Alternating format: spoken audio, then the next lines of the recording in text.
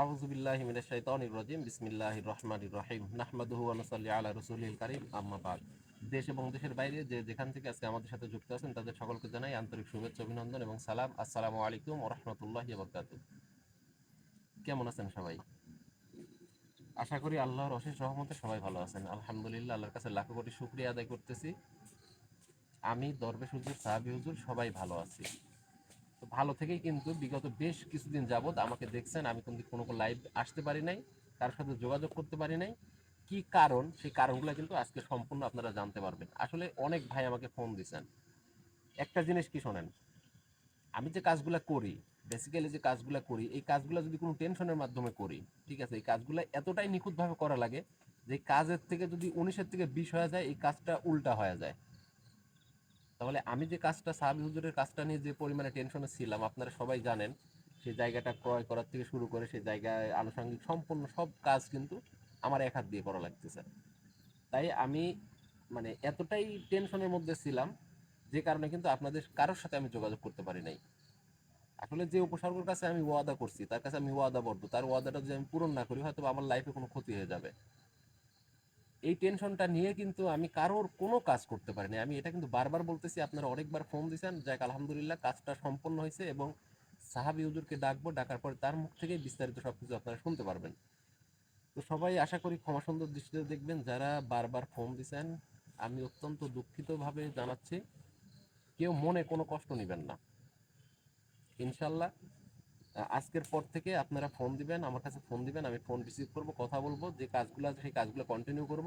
সবাই আমাদের জন্য দোয়া করবেন। আরে জি ভাই। কি অবস্থা? আলহামদুলিল্লাহ ভালো ভাই। ভালো আছো? জি বিষয় হচ্ছে, তুমি কিন্তু মানে ফার্স্ট লাইভ থেকে কিন্তু আমার সাথে জি ভাই। সাহাবী হুজুরের কাজটা নিয়ে যে পরিমাণে টেনশন চিন্তা ভাবনার মধ্যে ছিলাম, আসলে এটা কিন্তু সবাইকে বোঝানোর মতো না। আর এখন মানে মানুষ ওইভাবে যদি না দেখতো তাহলে তো হ্যাঁ, একদম তো বুঝান। মোটামুটি আমার সাথে যারা ছিল তারা কিন্তু জানে, মিরাজুল ভাই আছে ক্যামেরায়, আরিফ আছে। আর একটা কথা বলি, সেটা হচ্ছে কি, মাশরাফি, মাশরাফি কিন্তু আমাদের ছেড়ে বিদেশে চলে গেছে ও। মাশরাফি বিগত কয়দিন হচ্ছে, প্রায় 7-8 দিন হয়ে গেছে, বেশি পরে 10-12 দিন। 10-12 দিনের মতো হয়ে গেছে। আসলে দেখেন কতটা টেনশনের মধ্যে থাকা লাগে। মাশরাফির কিন্তু বিদেশ যাওয়া বাবদ যত কার্যকলাপ যা কিছু আছে সব কিছুই মনে করেন যে আমাদের করা লাগছে, এরকম একটা পরিবেশের মধ্য দিয়ে গেছে। তো এই যে সময়গুলো মেনটেন করা, দেখেন কতটা কষ্টের বিষয়, কতটা টাইমের দরকার। আমি কিন্তু একা মানুষ, আমি একা মানুষ, আপনারা কিন্তু হাজার হাজার মানুষ। তাই কেউ মনে কষ্ট নেবেন না। মাশরাফি কিন্তু সৌদি আরবে না? জি ভাই। আলহামদুলিল্লাহ সৌদি আরবে গেছে। সবাই মাশরাফির জন্য দোয়া করবেন এবং সামনে হয়তো বা আরিফও যাবে, আরিফের জন্য দোয়া করবেন। আমি জানি না আমার সাথে আর কে থাকবে, তারপরেও হয়তো বা ভালোবাসা আছে, যে যেখানেই থাকুক সবার জন্য দোয়া করি। সবাই যেন সঠিকভাবে থাকতে পারে, সবাই যেন সঠিক পথে হালাল পথে ইনকাম করতে পারে। তুমি প্রস্তুত আছো? জি ভাই। আলহামদুলিল্লাহ। বিগত বেশ কয়েকদিন পরে আজকে লাইভে হাজির হয়েছি। যদি কোনো ভুল ত্রুটি হয়ে থাকে অবশ্যই ক্ষমা সুন্দর দৃষ্টিতে দেখবেন। প্রস্তুত আছো তুমি? জি ভাই। আউযু বিল্লাহি মিনাশ শাইতানির রাজিম। বিসমিল্লাহির রহমানির রহিম।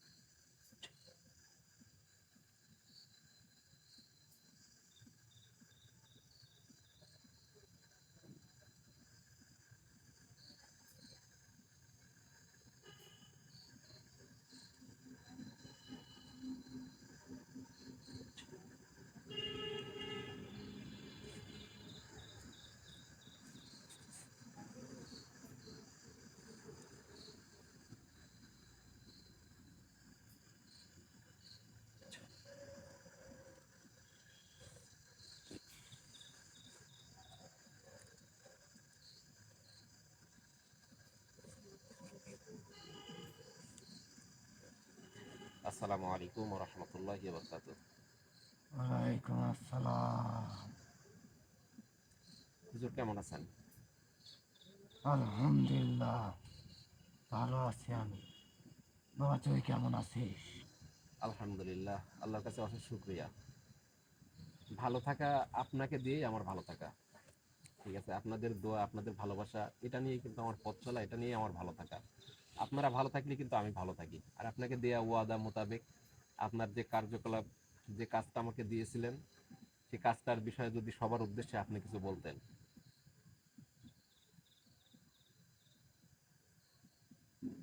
বাবা আমার অনেক দিনকার স্বপ্ন বাবা, অনেক বছরের স্বপ্ন জি। তুই পূরণ করেছিস বাবা। আলহামদুলিল্লাহ। তোকে যে কি দিয়ে ধন্যবাদ জানাবো। আসলে হুজুর, পূরণ করা আমার পক্ষে সাধ্য ছিল না, আমার একার পক্ষে সাধ্য ছিল না, হয়তো বা আমার পরিশ্রম, আমার শ্রম এতটুকু আছে। কিন্তু এর পিছনে হুজুর কে কে জড়িত আছে এটা কিন্তু আপনি ভালো করে জানেন। হ্যাঁ আমি কার ভালোভাবেই জানি, কাদের সাহায্য সহযোগিতায় কিন্তু আপনার কাজটা সম্পূর্ণ হয়েছে সেটা কিন্তু আপনি ভালো আমি করে জানেন। ভালোভাবেই জানি। আপনি খাস করে তাদেরকে দোয়া করবেন, তারা যেন সহি সালামত সর্বসময় থাকতে পারে। আমার দোয়া সব সময় তাদের সাথে থাকবে বাবা। আলহামদুলিল্লাহ, আলহামদুলিল্লাহ। তো হুজুর, আপনার যে মক্তব্য, আপনার যে কাজটা, সেই কাজটা মোটামুটি কিন্তু সবকিছু সম্পূর্ণ হয়ে গেছে। হ্যাঁ এই কাজটা সম্পূর্ণ করেছিস বাবা। আলহামদুলিল্লাহ। তো এখন যে বিষয়টা হচ্ছে হুজুর, উম, ওই জায়গাতে আমি একটা মিলাদের একটা দোয়ার আয়োজন করতে যাচ্ছি। হ্যাঁ ওখানে তো একটা মিলাদ দিতে হবে, কিন্তু বেশি একটা বড় করে দেওয়ার এখন কোনো প্রয়োজন নাই। তুই অল্প কিছু মানুষদেরকে বলবি, জি। ছোট্ট করে এখন মিলাদটা দিয়ে ওটা চালু করবেন। চালু করবি। আলহামদুলিল্লাহ। তারপরে তুই একটা এতিমখানায় জি। 40টা জি। এতিম বাচ্চাকে তুই ওখানে একটা মিলাদের ব্যবস্থা করে ওদেরকে কিছু খাওয়াবি। আচ্ছা, আমাকে একটু সময় দিবেন। আসলে এই যে একবার মিলাদ, তারপরে আবার এতিমখানা, আসলে দেখেন আমার তো আসলে ওরকম মানে পর্যাপ্ত পরিমাণে এখন যে অবস্থায় আমি দাঁড়ায় আছি, আমার কাছে হয়তো বা ওরকম আর মানে অর্থ করি আমার কাছে আর ওরকম মানে অবশিষ্ট নাই। হ্যাঁ আমি জানি। তো এখন যে বিষয়টা হচ্ছে, আমি হয়তো বা মিলাদ করতে পারবো, কিন্তু এই যে 40 জন যে এতিম বাচ্চাদের খাওয়ানোর যে বিষয়টা আপনি বলতেছেন, এই বিষয়টা হচ্ছে মানে কি কারণে? এটা কি কোনো সাদকা বা আপনাদের মানে? হ্যাঁ এটা সাতকায় জারিয়া, জারিয়া না, এটা যে করবে মানে তোর যে ভালোবাসা মানুষগুলো আছে, জি। তোর যে পাশে দাঁড়াইছে, জি। এরা যতদিন এই পৃথিবীর বুকে এই মক্তব মাদ্রাসাটা থাকবে ততদিন তারা সব পাইতে থাকবে। আলহামদুলিল্লাহ। এবং তারা যদি মারাও যায় জি। তারপরও তারা সব পাইতে থাকবে। আচ্ছা হুজুর, এখন বিষয়টা হচ্ছে মানে এই যে মানে আপনার এই কাজটা করার জন্য যারা সাহায্য সহযোগিতা করছে, এটা কি আমি শুধু তাদেরকেই বলবো, নাকি আপনি সবার উদ্দেশ্যে বলতেছেন যে এই মানে এই দুয়ার অনুষ্ঠানে সবাই যেন শরীক হয়, এরকম কি কোনো কিছু বলতেছেন আপনি? হ্যাঁ সবাই শরীক হবে। আপনাদের কাছে অনুরোধ করে আমি বলতেছি, মানে হয়তো বা দেখা যাচ্ছে যে বিগত যে কাজটা আমি মক্তবের যে কাজটা করছি, সেই কাজটায় দেখা যাচ্ছে যে অনেক অর্থ করে ব্যয় হয়েছে, কিন্তু কারণ সেই জায়গাটা ক্রয় থেকে শুরু করে জিনিসপাতি সব কিছু এভারেজ কেনাকাটা করে কিন্তু প্রায় অনেক টাকার একটা খরচ চলে গেছে। তো এখন যে বিষয়টা বলতেছে হুজুর, আসলে এরকম কিন্তু খরচ দিয়ে সবার পক্ষে সম্ভব না, কিন্তু এই যে যে দোয়ার অনুষ্ঠান যে কথাটা বলতেছে, উনি বলতেছে যে ওখানে একটা ছোট্ট করে একটা মিলাদের আয়োজন করতে, এছাড়া মানে তাদেরকে সদকায় জারিয়া, জানে সদকা হিসাবে তারা 40টা এতিমকে খাওয়াতে বলতেছে। তো আলহামদুলিল্লাহ, আমি চাবো যে আপনারা যে যেখান থেকে পারেন সবাই, সবাই যে যেখান থেকে যে অবস্থায় আছেন সবাই এই কাজটা শরিক হবেন, কারণ এই কাজটা শরিক হলে, এই দুয়ার অনুষ্ঠানে শরিক হলেই হয়তো বা আমি ভাববো বা সাহাবি হুজুর মানে ভাববেন বা বলবেন যে তাদের যে উম, মানে শেষ পর্যন্ত যারা জড়িত আছে, মানে শেষ ভালো যার সব ভালো, তার একটা কথাই আছে। এখন এই দুয়ার অনুষ্ঠানে যদি আপনারা সবাই যদি মানে আসলে কি 10-এর লাঠি 1-এর বোঝা, আপনারা 1 টাকা দিয়েও শরিক হইতে পারেন, 5 টাকা দিয়েও শরিক হইতে পারেন, 500 টাকা দিয়েও শরিক হইতে পারেন। ভিডিওর উপরে আমার নাম্বার দেওয়া থাকবে, বিকাশ নাম্বার দেওয়া থাকবে, আপনারা যে যেখান থেকে যতটুকু পারেন, আমি চাবো যে আপনারা অবশ্যই এই ভালো কাজটার জন্য লাস্ট মোমেন্টে এসে আপনারা সবাই শরিক হবেন, এতটুকুই চাওয়া।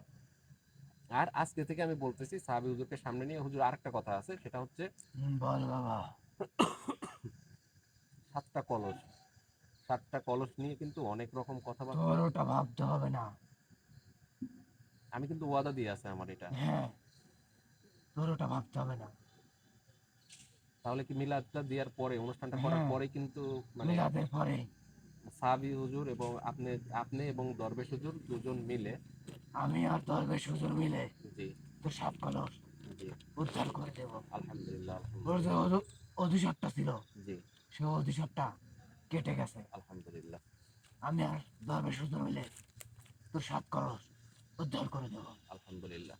তো বেশি কথা বাড়াবো না আর, কারণ আমার আরো অনেক কিছু কাজ আছে, কারণ সেই কাজটা এখনো মানে আমার সমাপ্ত, কেমন সমাপ্ত মানে সেই মক্তবের কাজটা আমার আর আনুষঙ্গিক অল্প কিছু সময় বাদ আছে। আমি এখান থেকে যাওয়ার পরেই কিন্তু ওই কাজগুলো সমাপ্ত করেই কিন্তু তারপরে বাসায় যাব। তো যাই হোক, বেশি কথা বাড়াবো না। সাহাবী হুজুরকে আবার প্রয়োজন হলে আমি ডাকবো, ডাকার পরে কিন্তু তার সাথে আলাপ আলোচনা করে তাকে কিভাবে ওখানে রাখা যায় সম্পূর্ণ ব্যবস্থা করেই কিন্তু আমি তাকে সম্পূর্ণ ওই মক্তবটা বুঝাই দিয়েই কিন্তু আমার কাজ সমাপ্ত। সবাই দোয়া করবেন। আর যে কথাটা বলতেছে, অবশ্যই যারা শরীক হবেন তারা, তাদেরকে আমি অনুরোধ করে বলতেছি, এটাই কিন্তু লাস্ট, এটাই লাস্ট। আপনারা যে যেখান থেকে পারেন আপনারা শরীক হওয়ার চেষ্টা করবেন, যে যেখান থেকে পারেন। আমি চাবো যে আপনারা অল্প কিছু দিয়ে হলেও এই কাজটার মধ্যে শরীক হবেন, কারণ এটা বিশাল একটা দোয়া।